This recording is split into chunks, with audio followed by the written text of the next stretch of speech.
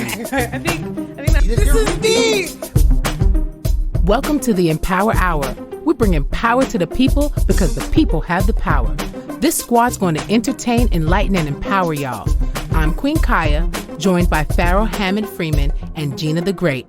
But before we do anything else, like always, we're going to bless this show and our kings and queens listening. Good morning, good morning, good morning. It's the takeover. It's just the two of us this morning. Just the two of us. Yes. We can make it if we try. You know, I love it when Gigi sings. Ooh. So blessings, you know, I'm not... Neither Kai or I are the Pharaoh blessings of the showers, but but I want to say that we want today's show to entertain, to enlighten, and empower you, and we hope that today's show will also incite healing and growth, as well as appreciation for yourself and your loved ones, because this show. We're still in Tough Talks series, and we are talking about friends and family in that relationship segment. So, you know, blessings to you and yours and all your loved ones and your friends and families, the ones that you were born into and the ones that you have chosen. Mm-hmm. And we're going to have some heavy parts in this show, but we're going to make sure to keep to give you some light to balance that out. And so let's hope that the takeaways in this show is just altogether uplifting. How I go? Amen. Amen. Hotep Ashe. Okay now. Ashe. Okay now. Kiyha, how has your week been? Child. Well, this week was definitely a trialing week for me. This week, I actually put my baby to rest. My car, Gringa. Her name was Gringa? Yeah, her name is Gringa. Oh, Gringa. Yes. Was she white? She's my soldier. No, she's green, actually, because that's what Gringa really means, right? It means woman in green. Oh. It was how they described soldiers when they seen them in Spanish countries. When they seen the white soldiers come in, they would say un gringa, because they were wearing green.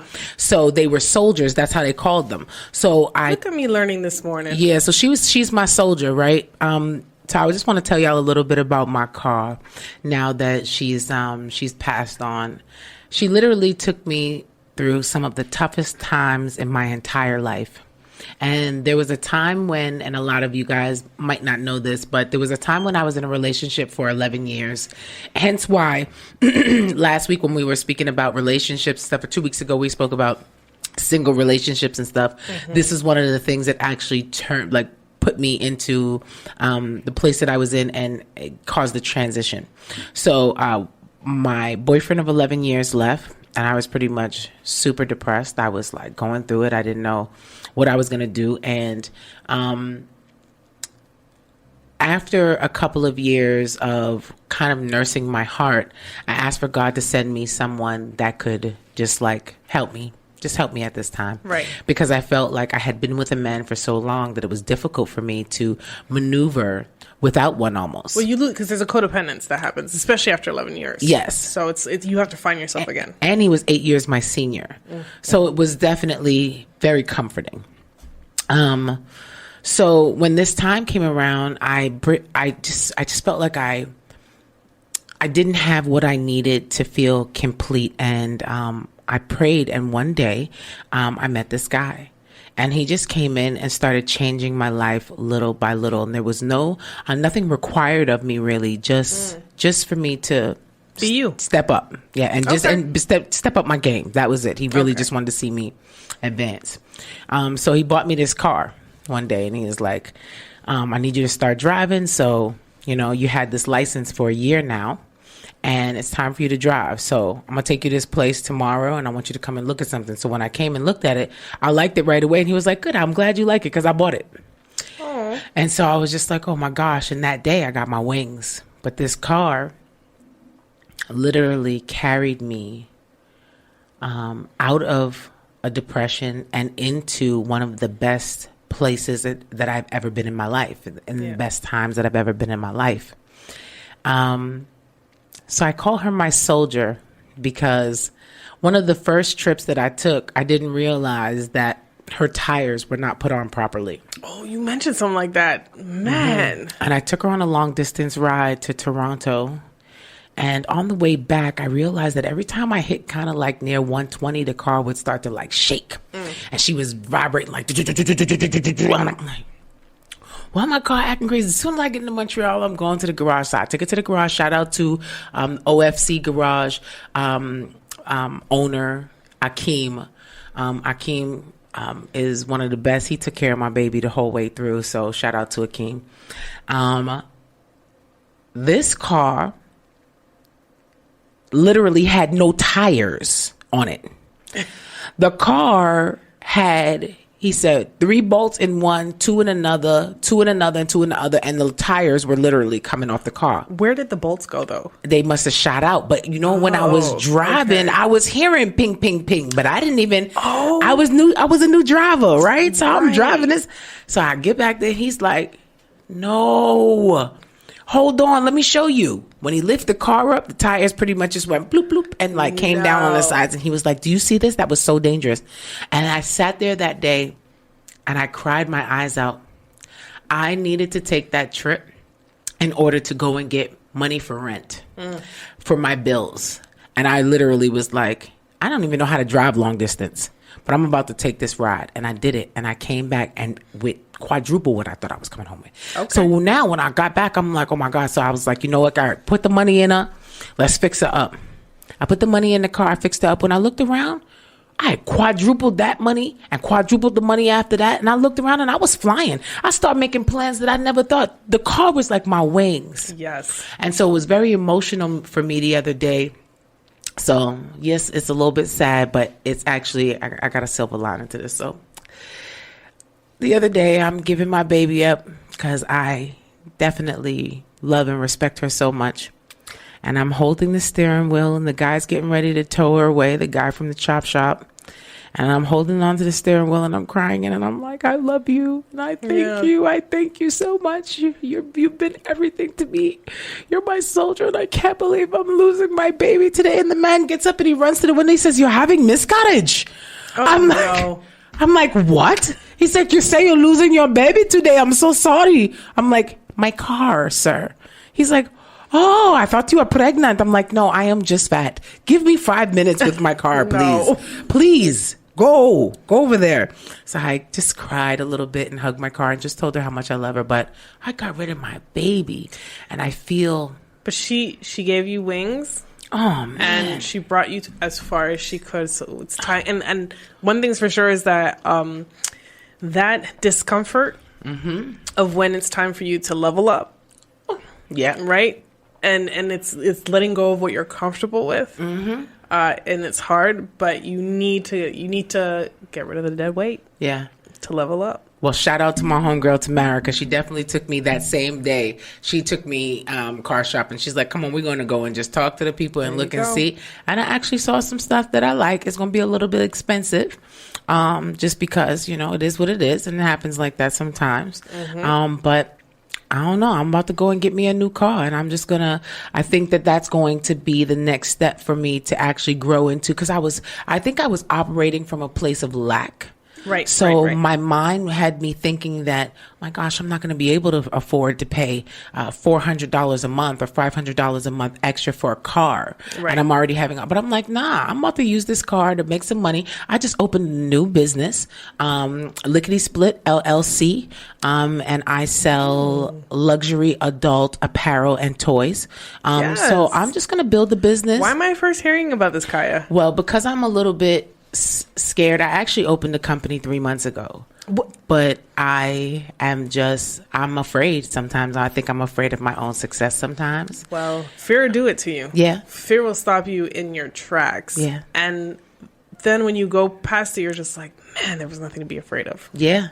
Yeah. And like, I need to practice what I preach. Don't get me wrong. Listen, you're one of my heroes. You don't know. I see you jumping over hurdles and leaping over hurdles all the time. So I'm like, yeah, go ahead, Gigi. That's good. You know what? That's my example. I'm like, yeah, my good Judy could do it. I'm doing it too. But I hear that because I had my Honda for 10 years. And then when it came down to like getting a new car, and it's like, oh man, the car payments at this, that, and the third. And then I said, wait a minute. You work. You do these things. You do all these things. Get the car, and I had the Honda for 10 years. And then my mom knew an older lady who was selling her car, because I went without a car for a year because I was like, oh, I don't need it. But then when you needed that car, man, it was really annoying to not have one. And so she was selling like an older Toyota Camry or whatnot. It was in perfect shape and stuff like that, but it's not the car I wanted. And I was like, well, that's fine. So I'll have that car to use for, the times that you didn't want it. So technically that was my second car. I kept it for less than a year because I was just like, no, I want a new car. I want a new car that doesn't have any issues. It's not going to give me issues with starting and all these different things. And lo and behold, I think it's been 6 years now that I've had this one car. And I'm going to ride it till the wheels fall off. I'll tell you that much. I love it. But, and I was scared too, because I was just like, oh, these payments are different. How am I going to do that? And then you adjust. It's different going with having a car with no payments. Yes. Right, that's completely paid for, to having to pay every month. Because I'm like, what y'all did with the money I gave y'all last month? And didn't I just give y'all $500 last month for the car? Y'all can't carry that over? Like, I don't understand how long did this $500 last for? I'll say this though, I'm very happy that we're here in Quebec with it, because when I hear those insurance prices in Ontario, listen, it's higher than the car notes. Yeah. I'm like, listen, just come and register your stuff here. I'm gonna have like 50 envelopes for people's insurance in my mailbox, because you guys, it's terrible. No, it don't make no sense. Yeah, don't make no sense. So, anyways, enough about me, Gigi. What happened in your week this week? Tell us what's going on. Well, first and foremost, I want to say, sorry for your morning, but I know that better things are to come. So I'm excited for the next chapter. Amen. And I'm glad that you got back on the horse and I already started to look for cars. Yeah. That's important. Amen. So this week, I'm, if you're first joining us for the first time this year, you may not know that I recently moved. And so I'm in my place now. I am out of boxes. Thank you, God. Thank God. I am out of boxes. I just have knickknacks and stuff to kind of put away, and there's still things in the condo that aren't completed because it is a new build, and so they're coming bits and pieces and installing certain things, and thankfully they installed the vanity in the mirrors in my bathroom, because I had no mirrors this whole time, and you don't realize how much you need that when, I don't know, you want to fix your hair. Right. They installed it and it had so much more storage space. I was just like, hallelujah. I was able to kind of get rid of more stuff, put stuff away. And I have a couple of like shelving and stuff like that I need to give away. I'm about to post that. I'm not even making a headache out of it. Like, I'm just going to post it for free. You just got to come pick it up. Like, Amen. I'm not really worrying too much about that. But part of that is knowing that I had too much stuff. I knew that from when I was packing. I felt it and got rid of things. I felt it when I moved and still had to get rid of things. Yeah. I'm feeling it now and still have to get rid of things, including the food in your pantry. Oh my gosh, don't even say it. I don't even understand why I think... I don't even... No, because what is my problem, Kiyha? Why do I feel like I have no food in my house? And I don't have pantry room right now because I have so much food. And there's certain things where I was just like, when I bought this, when did I think I was going to cook this? If I tell you I have some beans soaking right now back home because I'm about to make some sauce pois tonight. Yeah. So I am on a mission to cook and eat what's in my house. Yes. I'm trying to reduce. But you know, when you're like, where's the money coming from and whatnot? Those food delivery services. Yes. Y'all about to miss me. That's right. Y'all about to miss me for a minute because I'm going to put it out there. And I'm going to let you guys hold me accountable. I'm about to say I'm holding you to this one too. Until my pantries come down to a normal amount, or maybe even further. Maybe this will just be how things are. But once a week is an eat out. No more. I love that. And that's big. Maybe twice a week. I think I'm being drastic right now. I'm being really drastic. Because it hits different when you're just one person and then you cook something and you're eating the same thing for 3 days. Yeah. That's what happens. That's exactly me. You know, we spoke about this when we talked about the singles week. Yeah. Those are the times when it bothers me. Like, and I used to have a guy that I used to date and I used to frequent, and I used to be like, sometimes I didn't even want to see him, but I'd be like, I got some leftovers, and he'd be like, I'm on my way. Yep. Yes, I will. Here's come and eat this food, man. Basel container. Come grab this. Yes. And not that I'm happy to do it for you too. But it's not that I'm helping myself. That's right. More than I'm helping you in that particular case. That's right. I don't want to be a waster. Like, I hate throwing out food. Yeah. And so, no, I'm going to be more conscious about what I purchase. And that's a lot more of the, like, fresh foods and stuff like that I need to be able to accompany the rest of the stuff that I have in my place. Yeah. So there's some of that going on this week. I found my couch. Yeah. So when I moved, I sold my couch to my tenant because I did want to get another couch. I've been wanting a new couch for some time. So I went couch hunting on Saturday, and I sat on this one couch, and You're in love. the love, The love of it all. And I was just like, it's me and you and you and me. Yeah. So I'm getting that in July, and I was like, I got a mission too. I got like flooring for my balcony because it has like it's like the concrete type balconies. Yes. So I got those little tiling and stuff like that you put down. So like it's from Kiyha, and you just put it down so that you're just not literally stepping on concrete. Right. And put that up. Yes, yeah, you put that up on Saturday. No, I was on a mission. Is it like the fake grass stuff? So it's the same concept. I didn't want to go with the fake grass because I didn't want like dust and dander to kind of like just accumulate in there. Right. But it's the same concept of where you want to lay something down on your balcony and then put your patio furniture and stuff like that on there. Beautiful. So I got like a little darker color because the rimming is like black and stuff. So like my place is coming along. That's what's happening. I will be. We love it when a plan comes together. I love that. And then once that's said and done, I'm letting y'all know from now. She's taking a break. I'll be flying out in June. So vacation's coming. Amen. I'm going to Costa Rica. So. Yeah. Oh, I love it. I love it. So I've been practicing my español. Ah, qué bueno, mi amor. Gracias. Ay, tú hablas español. Solo un poquito. Ay, qué bueno. Hey. Solo because I have the accent a lot more than I have the vocabulary. That's all that matters. They love that. They're going to think it's so charming. You're going to have one papi chulo fast. Qué guapo. Ay, Qué papi. guapo. Ay. ¿Qué te dice? Yeah, I can do all that. I can do all that. Listen, y'all have just tuned into the Empower Hour, and this is Jeena and Kiyha tearing it up on the ones and twos. I'm just going to let you know. Yep. This is our show today. It definitely is. Don't be mad, Pharaoh. Well, you could. No, he couldn't be. we all have our times and our things, but he couldn't make it today, so that's okay. Yes. So no, that was the week. And what a week it was. So Kiyha, today, where we touched a bit about it. We're talking relationships, but specifically about friends and family. Yes, because those are relationships too. Absolutely. And so after this quick break, we're gonna get into it. I love it. Just take a quick positive cause just to shout out our homegirls, Kemba and Andrea from Keen Real Estate Group.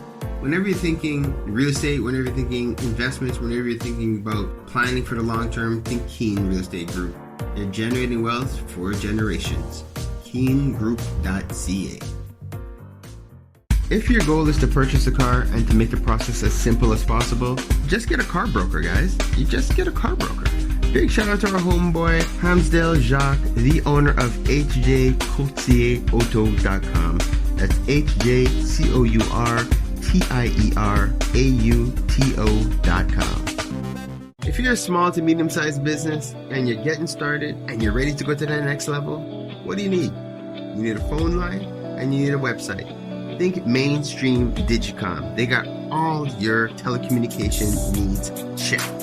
MainstreamDigicom.com. You're trying to get out on the web. You're trying to understand how to navigate through ads. Check out Java Logics for all your marketing, your digital marketing. Where would we be without Preston? I don't even know. Check out Java Logics. I give thanks to Preston for what he's done for the OFC. The amount of positive reviews we've gotten from all his referrals, we're proud to stand behind his work. Check out JavaLogics.com. No, it's not just because he's my brother. It's because you can't talk hip-hop in Montreal without saying M City Solo. Guys, check out his latest project, In My Fields, available on mcitysolo.com. If it's not one of the hardest new EPs to hit Montreal, come and let me know. You already know. It's your boy, Pharaoh, bigging up, mcitysolo.com. Keeping the culture alive. I gotta give thanks to West Can Folk Performing Company. For the last 40 years plus, they've been promoting our culture through song, drum, and dance, educating youth, the children, the seniors. Just check them out, westcanfolk.com. Girl, what are you cooking? My curry chicken. Ooh, you're burning it. Gosh, it looks so... It's okay, girl. You need the Curry House. They have the best Caribbean food in town. 2 locations in Montreal, West Island and Côte-Neige. For more information, follow Caribbean Curry House, MTL. Don't forget to mention the Empower Hour for your 10% discount. So, who placed in the order? Me. DeVito, WizKid, Burna Boy. Those are just some of the big names that's blessed Montreal thanks to Afrobeats Montreal. Definitely check out Afrobeats MTL for all concerts, show listings, everything that has to do with Afrobeats in the city. Check out Afrobeats MTL. One full circle. We are the Melanated Community Resource Hub and Network. What does that mean? We're here for each other. Parlay with the people. Parlay with the people. Parlay with the people. Parlay with the people. Parlay with the people. Parlay with the people. Parlay with the people. Parlay with the people. Parlay with the people, y'all. So we talking friends and family, and I broke it down a bit. I have some questions and to incite this conversation. And again, like this conversation that we're about to have is much more about. It's not like we're teaching anything per se, but I think it's really starting a conversation when it comes down to friends and families, because those are really your first relationships. I agree. In life, right? So let's dig a little bit into friends. Kiyha, how do you define friendship today? Like, what are your expectations out of a friend? That's a little bit tough for me because I feel like I'm one of 16 siblings, so I tend to have a habit that when I make a friend, I kind of treat them more like a sibling, Right. than like a friend, because my first friends that I had were one of my 16 siblings. Right. So I really don't know how to do it any other way.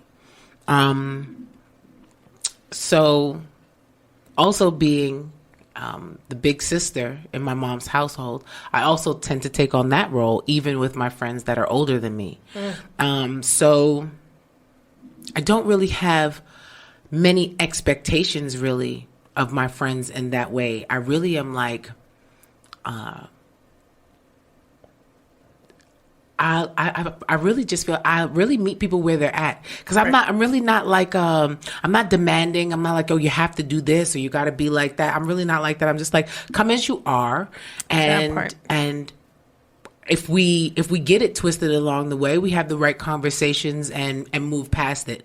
I also don't believe in pushing my loved ones out when there's a problem. I actually pull them in closer so that I can understand, because I also learned along the way from having, and for those of you who understand and know some different things about my life, I've had some experiences where I've eaten shit from strangers, you know, so I would rather eat it from my family and friends than from strangers.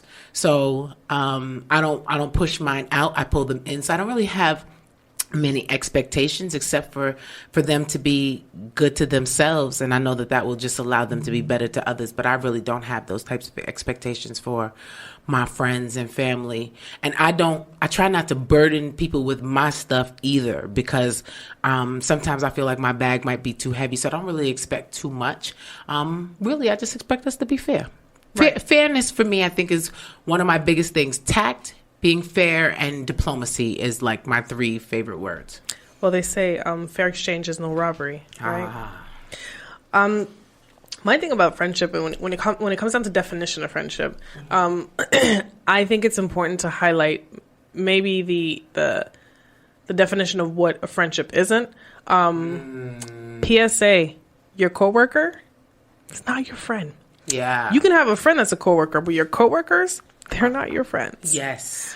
And defining the difference between a friend and an acquaintance, there's a difference there too. Mm-hmm. And so for me, I feel like sometimes people are too quick to call someone a friend. Yes. And then maybe, and not to say that there's one definition of what a friend is. Everyone has their expectations and or definition of what a friend is. Yes. But for me, what I consider a friend and what some other people are like, oh, Jeena, my friend, are like, are we though? Because we don't talk. I don't know you. I don't know your favorite color. I don't know anything that you do. So yeah, we might be acquaintances. Yes. I might know you from around the way. Yes. But to have to say friend, like some people are a little fast and loose with the term. Mm-hmm. And I have a different definition from that perspective. But I think what I appreciate most in friendship is the ability to be yourself and for them to be themselves as well. Mm-hmm. And that is where I find you have a real friendship. Like, and it's not to say that I'm faking things left, right, and center, but when I'm at work, who I am at work is still me, but it's a not a watered down version of, but you get the coded version. You get the coded version. You get the coded version, 100%. Right. At work, I give you 3 parts of Jeena. If you get to know me, you'll understand that there is hundreds of layers, but these people get 3. Exactly. Because that's all that they require for who they are in my life. Right. We do 8 hours a day together and we... Exactly. Yeah. Exactly that. I could like that. That's what I see. And then when I see that we have a friendship growing, then you get to know things about me that the other coworkers don't. And it's interesting because I was having a conversation one day with someone and they're just like, well, I never knew this about you. Well, I never knew that about you. Or I didn't realize. Or because I had made a comment where the way I grew up is I don't ask questions. You wait for people to volunteer information kind of thing. Right. Mm-hmm. In a sense where like, don't pry into people's business. And I say grow up both from a nature and nurture perspective. Yes. But like when you come into certain spaces, like, ask me no questions. I tell you no lies or, plausible deniability in life. Yes. So I come a little bit from that. And so I'm not going to ask you, if I say hello, good morning, whatever you want to tell me how your weekend went, that's your interest. I'm not going to be like, well, what'd you do this weekend? Well, who'd you do it with? And blah, blah, blah, blah. To me, that's nosy and that's like... a little invasive. It's invasive. Yeah. And so when I mention that, like, I'm the type of person where I'm all open for you to provide me with all the information that you want. Like, I'm interested in hearing how your weekend went. Yes. But I'm not going to pry into your business. Right. And the person was like, wow, like, I grew up completely different, and so I didn't even know that about you. And I think it changed their perspective of who I am, whereas some people might have thought I was just standoffish or just didn't care because of how you grew up. Right. And then, you took that a certain way. Right. But all that to say, again, that was still my coworker. And that's why I only volunteer the information to let you know that my weekend was great. How was yours? You didn't really need to know what I did on any higher, any deeper level than that. Well, y'all should take this as a good thing because we share with you guys. You guys, absolutely, you guys are some of our besties. We let you guys in on some of our stuff. Hey, King. Hey, Queen. My next question would be, how do you build new friendships today? I don't. You don't? You know what? If people come into my life and their energy is good, I kind of just let it be what it's going to be. Yeah. If you come and you're good, I know that you're not a bad person. I don't have to fear that because I don't have my own children, but I got kids around me. Mm-hmm. I want to be able to know that if I have you around, that you're not going to bother the kids. I need to know, that you're not into weird stuff like that. Yeah. And for me, I'm going to let you be who you are. Just as long as you come around and don't hurt nobody. Really, that's what it is for me. It's so many people that have people that come into their lives and just hurt them and do weird things and just subject you to things that you don't even understand and know about. So for me, I let people come and just be who they are. And if your energy is good and it's right, then we can hang out, we can, and I start slow. Really, that's what it is for me. Yeah. I just start slow. That's it. I resonate with the energy thing. I do find and it's the energy, but I think it also takes a referral. You know what I mean? Because I know that's right. Come and show me your credentials, honey. well, I have to. We go be friends because a friend brought you around, and then our energy is connected. Because otherwise, I'm not in school anymore. I don't do all these different things. I think from all my jobs that I've left, I've taken a friend that can come along. Yes. Right. Yes. I've had that. But high key, just because, especially now, the whole online world, right? And there's that thing that you see a lot. Oh, my friend, and then you're like, who's this friend? And it's a lot of times it's gamers. Yes. They call these friends that they have all around the world. You're never gonna see each other a day in life. You don't even know what you look like because all you know is the voice when you guys are playing Call of Duty. Yes. But now you have online friends, right? And so I don't even know how.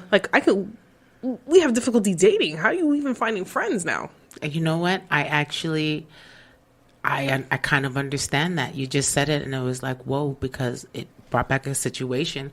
I saw my friend's child playing video games with these grown folks. And he's on Call of Duty, and I have to tell you, the kid is like a marksman. So I'm like, listen, you better watch him. They listen, don't worry about him. Listen, he got big people friends. Listen to what the people is telling him. They're on the thing, and the father keeps the big people on. They keeps them on a speaker, so he can hear everything that they say. Right. So here's the little boy cursing. I don't give a what you said. Listen, I'm telling you what to do. Get down. I'm trying to protect your neck, homie. I'm like, what? After they finish the game, they're like, listen, when we're playing this game, you can't be cussing and stuff like that. Afterwards, you play the game. I understand your hype. I hear them telling them something like, who's this talking to your kid? He like them, the people on the Xbox, those his friends. Those is not his friends, but they're on there. And it's the village. And they're not his friends, but it's definitely But they the village. realize that he's 9. Yeah. They realize that he's 9 and he's very good at what he does, whatever it is. And they're really just showing him yeah, this is how you do it. But listen, hey, when you don't talk like that with your friends when you get off of here, bud? I'm like, who's that? He's like, that's the people on the game. But I can see that happening. Yeah. I could see people getting connected to people like that. This is how we get to show catfish. If you are what a person needs. Yeah. Right? They might not ever have to see your face. Just the voice. These people are sending hundreds of thousands of dollars to people that they've never seen before. How did you send this money? Now they're on catfish. But I can see that happening. Or 90 Day Fiance. Yeah. Yeah. Somebody providing something for you that you've never had before. Yeah. Something that you needed and made you that comfortable. So I see it. Yeah. I can see it. Okay, that's perspective. That's perspective because and again, it goes back to the definition of what a friendship is, right? And so how do you do that? How do you define that? And that's very interesting. See, we don't understand it because we're people who go outside and talk to people. Hey, how you doing? But you got some people that don't leave out their house, that are truly introverts, that have these. So how do they? Well, that's how. But I also think, because I'm an introvert too. I'm not gonna hold you. I'm definitely an introvert. Oh heck yeah! And understanding that introvert doesn't mean that that you need to be home, but that's where you recharge. So I do not recharge in public settings. No, it drains the life out of me. So I'm much more of an introvert from that perspective, but I grew up with going outside and playing as a kid. And so I think that what this digital world has created is creating introverts by force, maybe. So that's going to be an interesting. That's going to be interesting in these next generations to come and what it's going to look like. And how it's going to affect the personal interactions. Yeah. Yeah, because and I was talking to somebody at work, and they're just like, well, the metaverse is part of detaching the need to actually go outside even more. And then people, and in the works, there's in the works suits to give you stimulus and make you feel things, and then eventually we're gonna look like the Matrix for real. We're just gonna be incubated in these things and just plugged in, and it's gonna be what it's gonna be. I want real people to touch me and talk to me and stuff. So I can't get with it. Even though I like VR and all that. I know I told y'all that VR is my life, but I can't. I need my interpersonal relationships. I need friends. I need my family. I'm good to have fun with it here and there, and then I want to come back to reality. Kiyha, have you ever mourned a lost friendship? Absolutely. Absolutely. I've had a couple of funerals Yeah. over the years. Absolutely. In the times when I was attempting to pull a friend of mine back in, he was very resilient, and because he had his own motive at the time, he acted like he was very comfortable with us being estranged, if you can call it. Right. But he passed a level for me, and as my friends, I guess maybe I do have some requirements, especially when it comes to certain things. So my guy friends, I don't want y'all trying to talk to I come from a family of all women. Don't come in here trying to act like you my friend and then trying to go with my sisters and my cousins and stuff like that. If we hanging out, we friends, and that we not trying to be nothing else to each other. If we friends, don't come around here trying to do that. And at least if you're going to do that, come around here and do it the right way. Yes, there is a right way. Right. If I know you sleazy, we out on a night and I see you with girls and doing stuff. I know you sleazy. Don't come over here doing the sleazy at my mama house. We're going to have a problem with that. But he was pretty much like, oh, well, too bad, because he still wanted to do what he wanted to do. And I had to cut him off. And I had a whole funeral. And I regret it now, kind of, because I actually wrote about it on Facebook one day. I was very, very upset about it. And I actually put his name in it. And I was just like, this you didn't even hit the sublim. You're just this is direct. You know what? Lately, I don't really even do subs like that anymore. But I have always been a tag their name. Yeah. Don't play with me. I will say, you want me to... Hold on, let me make you famous right quick, because you playing games. So I don't care. So I put his name in it, and I was like, whatever. And then a lot of people hit me up like, oh my God, I can't believe you said. I'm like, too bad, because this is something that I'm actually done with. Yeah. I'm done with it. But do you feel like part of you putting that post was putting that last nail in the coffin? Oh yeah, actually, I put it on there. I said, and the saddest part of my day is that it's been a death of a friendship. Yeah. And then I put rest in peace, and I put his name. And they were like, whoa. Well, you know what I find interesting is that a lot of the times you have people... Oh, I got to sneeze. Still loud. They say when the sneeze comes, that's the truth coming out. Come on. Okay, well. That's what they say. Spitting. No, like, oh, geez. He said that and I kind of lost my... Oh, no, right. Like, I speak about mourning friendships because a lot of times you come out of relationships, so intimate relationships, and then you need a moment, right? You need the ice cream time. You need that moment to refine yourself, and it's as if we give more importance to those relationships because you think that's your intimate partner, but there is way more intimacy that you have when you have a friend, because at the end of the day, as much as that's your bed buddy, your pillow talk, and you talk to your intimate partner about those different things, I can guarantee you there's some secrets that your friends know that your pillow buddy don't. Oh yeah. And so and experiences, and half the times that person's been in your life a lot longer than said intimate person. So when I think that sometimes people don't mourn their friendships the way they should in a healthy way. And that's if it was a real friendship too, right? So sometimes you realize where what you thought was a friend was not a friend the way you see them just kind of move on. Yeah. And then it might help your mourning process, but I think it's healthy to mourn a friendship because it also deserves it the same way you mourn any other relationship that you have to lose and that you have to move on from. Yes, I agree. I've actually like I said, I've had a couple different funerals. Actually, I've had a funeral for a friendship, and actually the friendship came back to life. Okay. After some time. Yeah, but I had to probably, I needed to let it die first in order for us to, I think, have some clarity apart from each other. And then one day I just got a phone call, and she was like, I realized that our love languages are very different. And what I was doing, so I'm getting choked up right now. She said to me, what I was doing at the time to be your friend wasn't what you needed. And so I had these expectations for you that were not realistic because you had me full as a friend and I had you empty, and I was still requiring so much of you. And that changed my days for me because I was like, oh God.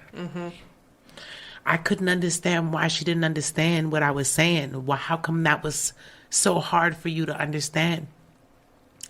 But it took us 2 years Yeah. to get back. So I think sometimes maybe that's what is needed, a little bit of growth between us, and then we can understand each other more, a little bit better. So I thank God for those moments because, like I said, I have put some to rest, but that situation in itself showed me something because I was so lost. I was so confused on how we could be estranged after being that way with each other. So it was good. It was good. It was like so powerful. It really was. It was so powerful between us. And now it's something different. It requires so little now. It requires something so different from us now because it's like, now it's not a task. It's like, oh my God, girl. You know, I think I want to amend my definition of friendship to add that like a friendship shouldn't be a task. Yes. It shouldn't feel like work. Right. Like that should be your escape from like work is supposed to feel like work. When we're friends, it's supposed to and it doesn't mean that even when someone's going through something, it shouldn't feel like work to have to be there for them and to have to support them in what they need and what they do. So that's I'm gonna amend that, right? So being able to be yourself and letting it be easy to be friends. Because and I'll say that to say this too, that it doesn't mean that you'll never have arguments. Mm-hmm. Because the friendship that I mourn, by the time the friendship was there to be mourned, it was our first actual argument. Wow.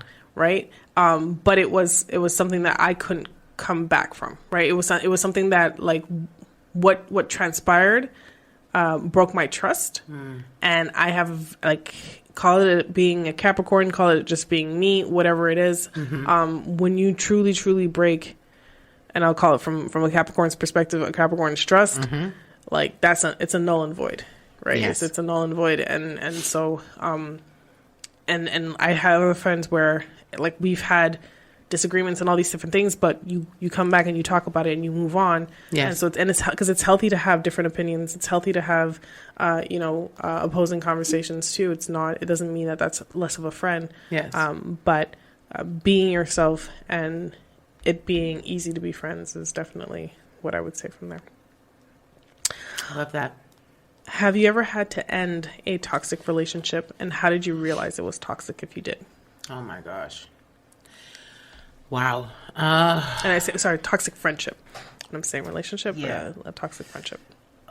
Yeah. Okay, so crazy. So, oh gosh. You know, when I start telling stories, sometimes I don't want to put in certain details, but this detail in particular is very important because it's like, so I used to be very close with a young lady who was a virgin very late in life. Mm-hmm. However, she had conflicted views about everything. She's a virgin, but when she loses her virginity, she's going to sell it, and then she's going to be a whore. And it was like, what? Okay. Are you crazy? Like, what? And she had a lot of, I guess you could say, private part envy. So anytime any of us as like the circle of friends would get a new boyfriend or go with a guy, she would say, oh, you guys are such trash and you're giving up your body to this guy that you've only known for a couple of months and all kinds of weird stuff. And it's weird, right? So then I get with a guy who was actually like a long lasting relationship, and she ends up meeting the guy. And it was almost like she might have taken a little bit of a liking to him. But one day she calls herself like tripping on me and says to me, what would you think if I told him how many people you've been with? I said, well, how many people I've been with? Oh. So for her, 3 is too many. So I'm like, listen, I don't care what you think about, how you think about what you think about what I'm doing my private parts. But if you feel like you want to go and tell him. That's the reason why he liked me, because I've been around the block a few times. I know how to do all the stuff that he like. So you don't tell me nothing. You try and go and use yours and get you some skills here, homegirl. And it was just like the worst. So then she wrote a bunch of stuff on Facebook like, yeah, I'm making these phone calls right now. And then she called out another one of my homegirls and was like, yeah, and I'm calling your fiance right now and telling him too. So we're like, please Please do.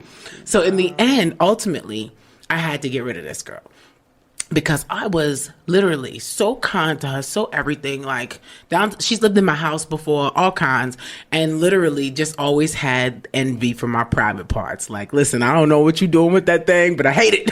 Yo, that is the definition of that's not your friend. No, it was crazy. It was but we grew up together since we were kids, but it wasn't that. I understand more now, but I have to love her from a distance, Right? Because who I am, who we are, annoys her. It peeves her to the point where she thinks that we're all trash because we've had sex and she hasn't.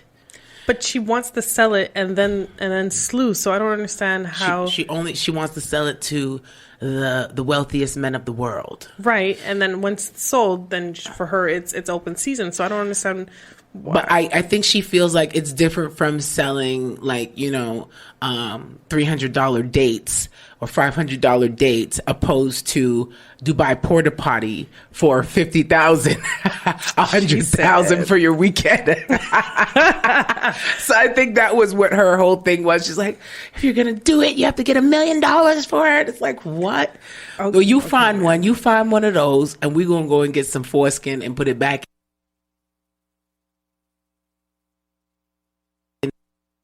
there and start fresh from the beginning and let somebody break it, because it's worth it if you're going to get that much for it. But I don't think anybody's getting that much for it these days, babe. Use, reuse, recycle.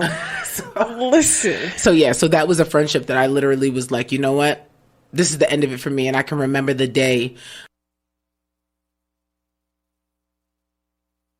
literally, like, reading the statuses and just being like, you know what, you're gonna have to get it together and I'll holla, and just blocking her on all social media, and just literally, and I put it out of my mind. And I can remember years later somebody mentioning her name, and I was just like, oh, I cringed. I was like, please don't speak of the devil. That was interesting that you mentioned that too, because sometimes you have childhood friends who need to stay in your childhood.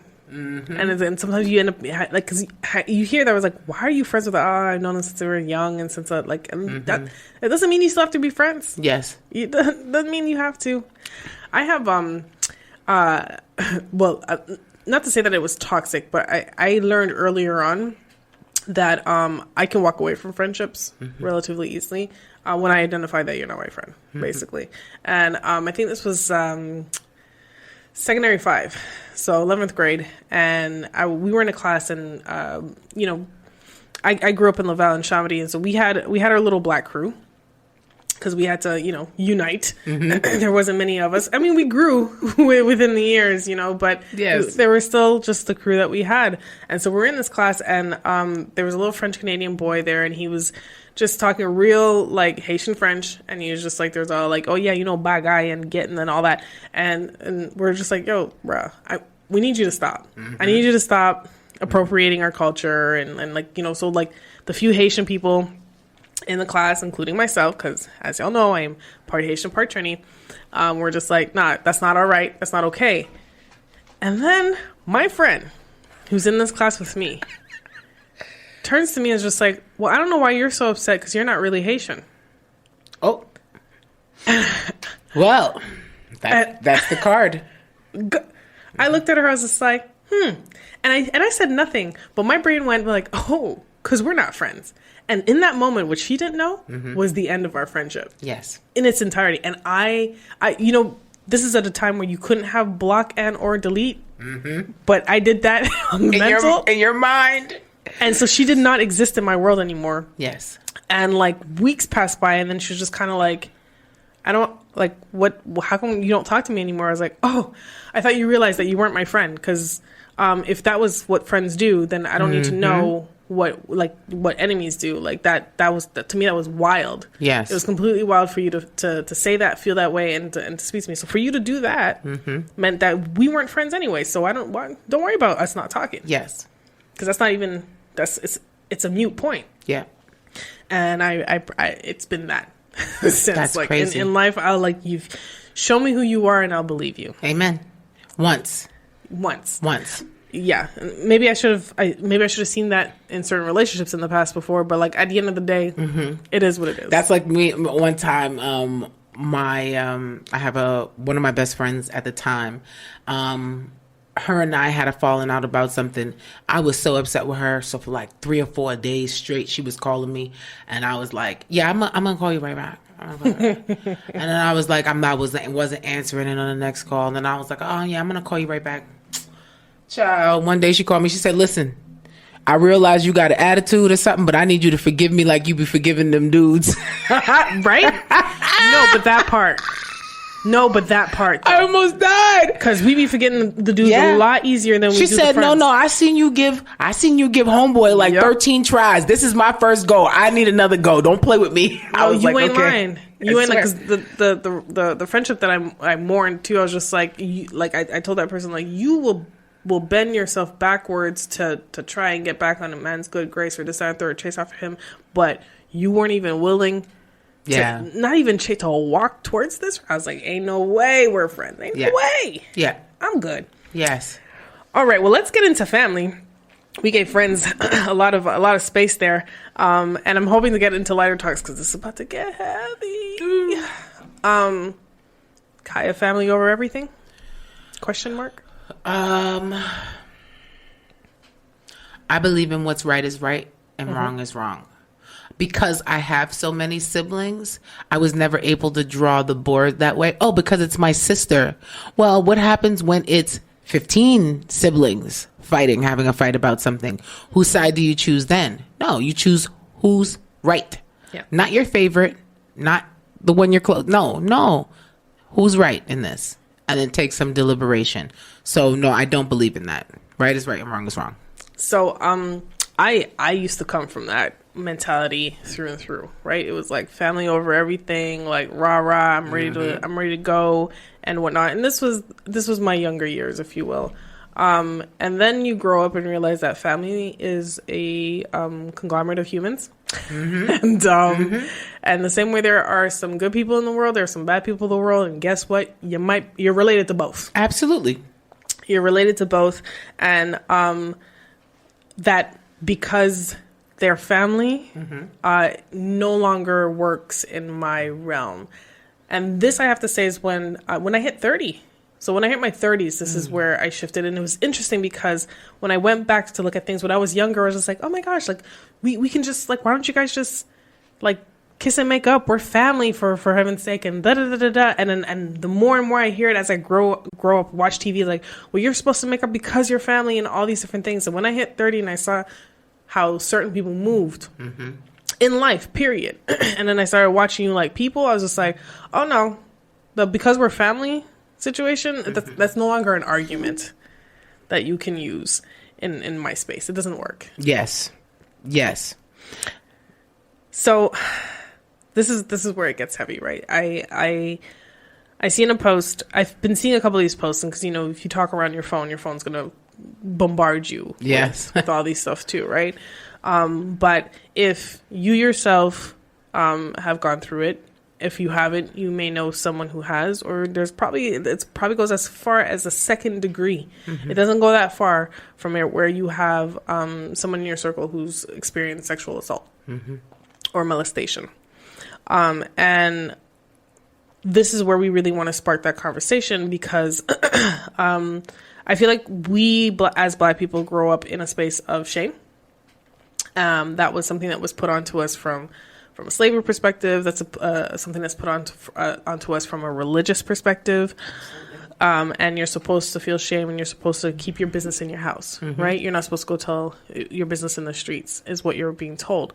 But I'm having issue because you're doing that to the detriment of also protecting predators that are within your family. And I don't know what's happening, but I'm seeing left, right, and center people. So what sparked this was seeing a video of a woman saying she finally put her predator in jail for life after, I think, 20 some odd years of being assaulted. And it ended up being her father, who also fathered her 3 children. Yes, I absolutely read that the other day. And this was a Black woman. Because, we'll be kings of like, oh, well, that wasn't, black folk don't do that and black folks don't do this. But then I start thinking about it, it's just like, oh yeah, there's a lot of those situations where you're just like, oh, don't go around that uncle. You don't leave the kids around that uncle or that aunt or that When you're cousin or around whatever. this uncle, you have to put on clothes. You have to That put on part. long pants. Yes. What is that? Like, why are we protecting these predators? Because they're family? Yeah. Like, this needs to be denounced. This is an issue. And this is why it keeps on going for generation and generation. Yeah. And you're hushing the victim. Yeah. And you're creating more shame in the victim instead of empowering them for coming and tell you things. And when they come tell you things where you're just like, yeah, well, that's how that person is. Just don't go around them when, when you're alone and all that. That's Patterns and pathology. It's sad that for some that it's a way of life and they take on what was or what is easier for them to cope with those things. And then because it is a vicious cycle, when it happens around them, it's almost like they hand over the baton of bad tools. right. You said something there about coping, which is interesting because I do feel like when this type of stuff used to happen in a certain era and you didn't have the resources, if you were a mother who didn't work and you had to stay in that relationship because XYZ, you created these coping mechanisms of just like, well, this is how we have to survive, right? But that we shouldn't have to survive in life. We should be able to live. Yes. I when I say coping, a big part of that comes from my own experience and just understanding how things like that happen and why people mask and cover up for. If someone molests, a lot of the time, if you look at the history of it, they are probably molested also. that happens as well, yeah, for sure. And it's not always the case. No, It is not and always it's not, the and it's not case. an excuse. And it's either. not an excuse. But a lot of the time, I think that's what people tend to look at. And so when you see them hovering around the molester, trying to pacify them, to make them comfortable so that they don't do, trying to show them extra love. Like, listen, you see, we love you, right? Please don't do this. We don't want to have to get rid of you. We don't want to cast you out. But we will if you do this again. But I find that the we will part never comes, or it hasn't. It didn't used to come. Well, I think it's happening a little more and more today. Right. But I'm like, it's time. It's time to out them. Yeah, absolutely. I experienced something when I was younger, watching my own family dynamics, where my aunt married a man who she never had biological children with, but he wanted to adopt, and then he touched the children. Yeah. Later on in life, he raised them as his children, right? Yeah. Yeah. Later on in life, they still call him dad. So when he gets too old to care for himself, now they have to take care of him. Ain't no way. And they have children. Yeah. And then you have to be fearful about them around those children and the kids that your kids play with. And, so now anyone could be a victim. So through hearing different little things, that his child said to them, well, now you're living in my house. I want you to understand I have children, but if you touch my children, I'm going to kill you. And so he never touched their children, but he molested all of the children in the neighborhood. And okay, you got to save your children. But if this man was where he needed to be, he wouldn't have access to any. And you wouldn't be potentially creating future more molesters. Okay. Kiyha, Listen, we got about like a little over 5 minutes in this segment. We just not harboring. We're not harboring any of this. No, for sure. We're not harboring any of this anymore. We got to put it out there. We got to start talking. And this is what it is for me, honestly. And I'm not trying to tell nobody get on, because it is what it is. Yeah. But Christmas dinner, if the molester is there, just start throwing mashed potatoes. Get a good handful of it. Throw it in his face. Stuff. You know what I'm saying? I'm just like, for me, that's how I feel like. You get out. Start putting people out. Start speaking your piece. Start saying what's up. Start saying what it is. And really, that's how I feel about it. Start saying what it is. Because you could be saving so many lives. So I definitely don't want to end this segment with just talking about all the negative and the bad, right? So, let's talk about your person. So your person is your personality. You know, everybody has a person, right? Or maybe persons, right? So tell me a bit about who your person is, whether it's a friend or a family. It's crazy. It's hard for me to say because I have so many people in my life that are just dear to me. It's hard for me to break it down to say, I just love this one person so much. They all get on my nerves. They all get on my nerves. I just want y'all to know, if y'all listening today, y'all get on my nerves. But I love y'all. But I just want y'all to know, y'all all my people. In real life, I love them all. Well, that's because that's you, Gemini, right? So they get rid of the nerve of one of the twins. Yeah. The twin loves them. I love them to death, right? Yeah. So it's like definitely the duality for me. So yeah, I honestly, you know what's so crazy? As long as they allow me to love them the way that I know how, yeah, they my people. And it is what it is, and those are the ones that show up and they be like, I know you ain't want to see me today, but can I come in? I'll be like, yeah, come on in here. And don't say nothing when you come in here either, because I got an attitude. And why you don't got on no bra, Kiyha? Jeez, you just gonna walk around with no shirt on all day? I'd be like, mind your business or close your eyes in my house. Them my peoples. Yep. So I mirror that. I have a lot of people in my life, and I do have my go-to people, but I'm gonna tell you guys right now, and this is for anyone listening who you think you my people. My person is my little niece, man. Yeah. That one right there. Woo, we lived another life together. Cause that's my person. Yeah. She cause I could be going through things. It's like, I need to FaceTime her because I need to pick me up her and all that. And she will get me every time. The other day, so it was picture day a couple weeks back. And so I'm FaceTiming, and then she's just like, Auntie Gigi, say cheese. And she's doing like the little finger things where you put the fingers together and like through FaceTime. Yes. And so I had to like stop and like pose for a picture that never really happened. Yes. I she love was that. like, say cheese. I was like, oh, you're my person. And my sister says that too. So like my nephew, like his person, and when they say like the adult person is my auntie, his auntie Nanai, so my sister and Naomi, because they're gamers together, and so they connect there. But me and that little one though, me and Millie, we go together. Like that's my person. That is a person who can take me out of any anger situation or whatnot, and you need that. You need that. She's actually my back picture too on my phone too. That's my girl. Love that. And just for the record, we want y'all to know this. I don't care how gangster you are. When the child passes you the play phone and says it's for you, you answer the phone. You answer. When they put up the fake camera and be like, say cheese, you smile and pose here because they the boss in real life. Absolutely. Yeah. Absolutely. Just do what they say do. And I'll say this, because you alluded to it as well, like coming up with a lot of siblings in life. I think we've had the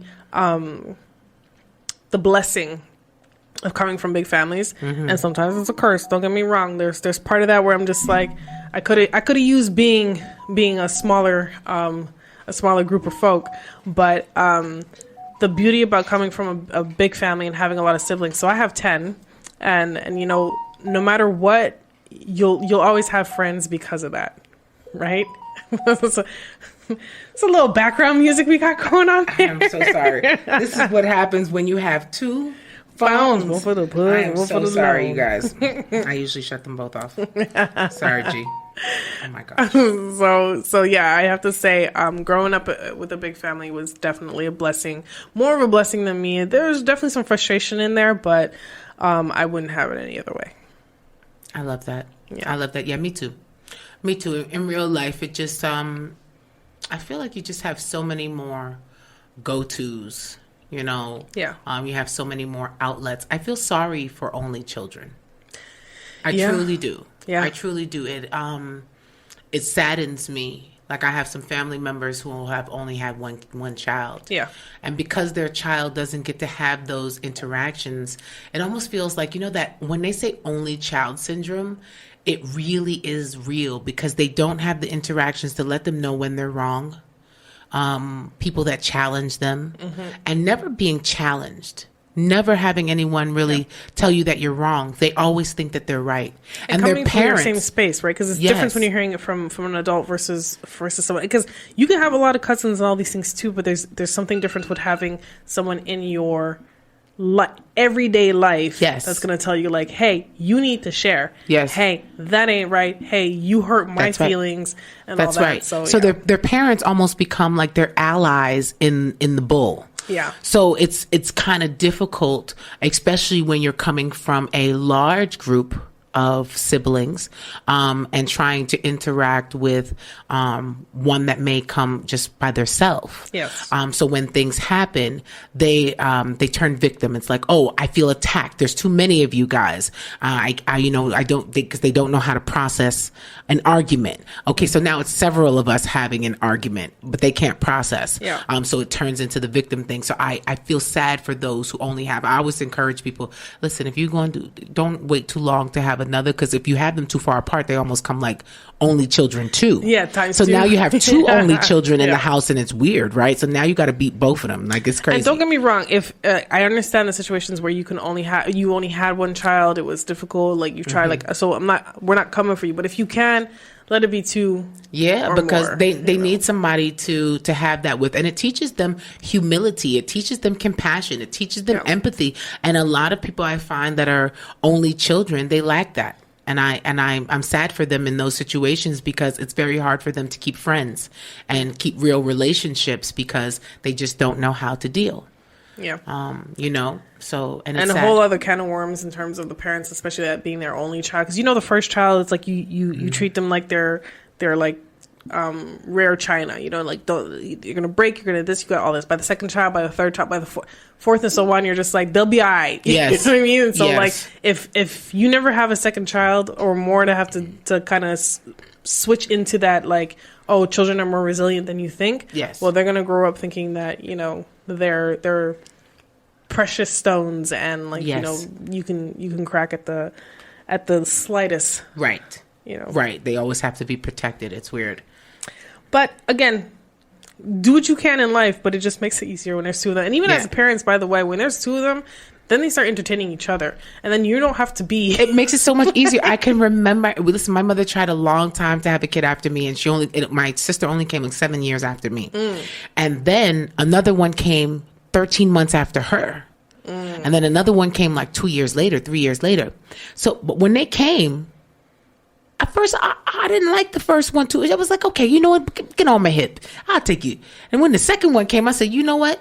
I could put them together. Yep. Y'all go together. And then they were together and it was wonderful. And I used to be in the room like, I had 15 whole minutes of quiet. This is amazing. And then another They'll one tire came. themselves out. Then I had 30 minutes and 40 minutes by myself. I was like, oh, I like this. You get one more of these MFers. I'm going to tell you, we're going to be living life around here. They're going to be washing dishes. I'm going to teach them how to buff the floors. Do all of that. No, but that's what it's good for in real life. Teach them how. And you know what? If you have only one child, raise them with their cousins. Make sure you Yes. take them daily and let them be with their cousins and stuff. And when they fight, don't be acting like your child is always right. Make sure you make them understand, right from wrong, and truly, because, sometimes people who only have one child feel like they have to protect them with their whole heart, right? Obviously, but allow your child to have some real experiences, because later on they end up looking crazy in these streets. So please, Absolutely. raise them together, let them have some fights, and train them up. Kings and queens, this was the Empower Hour with Pharaoh Freeman, Queen Kiyha, and Jeena the Great. We are on live every Sunday from 7 to 9 p.m. and broadcasting Thursday mornings at 7 a.m. on CKUT 90.3 FM. Hopefully you got your dose of entertainment, enlightenment, and empowerment. Subscribe and watch us on empowermtl.com and email us at empowermtl@gmail.com to anonymously be featured on our What's the Tea Mail segment. Stay blessed, black, and highly favored.